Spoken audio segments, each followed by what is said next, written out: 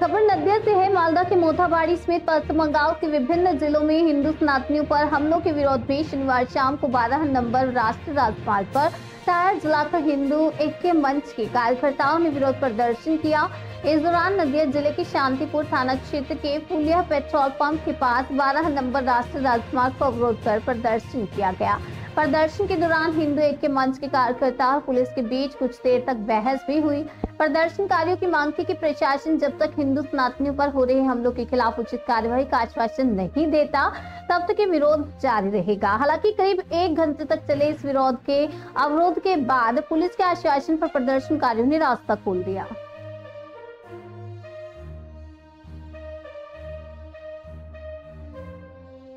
हिंदू समाज हिंदू ऐक्य मंचের পক্ষ থেকে আজকে পথ অবরোধ করছে। কতক্ষণ পথ অবরোধ করবে? আমাদের যতক্ষণ পথ অবরোধ আমাদের নির্দিষ্ট একটা টাইম আছে, সেই টাইমে হিন্দু ঐক্য মঞ্চ সিদ্ধান্ত নেবে। আপাতত অনির্দিষ্টকাল আছে। পুলিশ প্রশাসন হুমকি দিচ্ছে, আমাদের যারা সোশ্যাল মিডিয়ায় পোস্ট করছে মোথাবাড়ির ঘটনা, হিন্দুদের উপর অত্যাচারের ঘটনা, যারা সমাজ মাধ্যমে পোস্ট করছে পুলিশ প্রশাসন তাদের হুমকি দিচ্ছে। তার প্রতিবাদ আমরা করছি। পুলিশ নানা রকম এখানে এসে হুমকি দিচ্ছে। হুমকি দিয়ে আমাদের কাজ হয়, কেসের মালা পরিয়ে দিয়েছে হিন্দুদের পুলিশ। এদের মুরদ হয় না যে জেহাদি জঙ্গি গোষ্ঠীগুলো যখন হিন্দুদের বাড়িঘর লুটপাট করে বাড়িঘর পুড়িয়ে দেয় তখন মুরদ হয় না, টেবিলের তলায় লুট। আজকে আপনি অস্ত্র মিছিলের হুঙ্কার দিয়েছেন এখান থেকে, হঠাৎ যদি কেস হয় হিন্দু যারা কার্যকর্তা আছে, হিন্দু সংগঠনের যারা কার্যকর্তা আছে তাদের নামে পুলিশ যদি কেস দেয় 6 এপ্রিল সশস্ত্র মিছিল হিন্দুরা করবে এবং সেই মিছিল থানা ঘেরাও করবে। আপনার নাম পরিচয়? চঞ্চল চক্রবর্তী, সহকারী সভাপতি বিজেপি। পশ্চিমবঙ্গের বিভিন্ন জেলাতে সম্প্রতি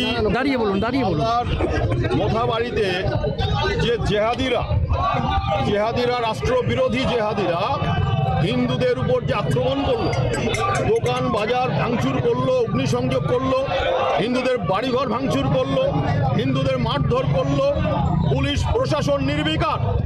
ধিক্কার জানায় প্রশাসনকে, যে প্রশাসন কর্মীরা লেখাপড়া শিখেছে, বাবার খেয়ে স্কুলে লেখাপড়া শিখে বড় হয়েছে, তারা নির্বিকার থাকলো।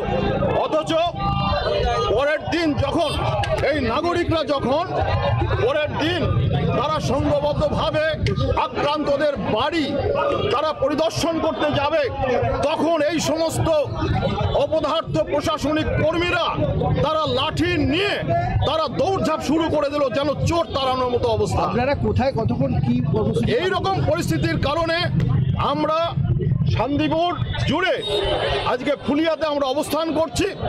এই কার্যক্রম সারা পশ্চিমবঙ্গ জুড়ে হচ্ছে এবং আমরা আজকে প্রশাসনকে আমরা কান খুলে শুনে রাখতে বলছি, আজ হোক কাল হোক জেহাদিদের শেকড় আমরা উৎপাটন করবই করব। আজকে ফুলিয়ায় কি করছে করে আপনারা যতই জেহাদিদের মাথায় জাতীয় সড়ক অবরোধ করছে, আজকে সেই অবরোধ হচ্ছে এবং তারপর আমাদের যারা কার্যকর্তা আছেন তারা এখানে কতক্ষণ চলবে আমরা চেষ্টা করব যতক্ষণ রাখতে পারি।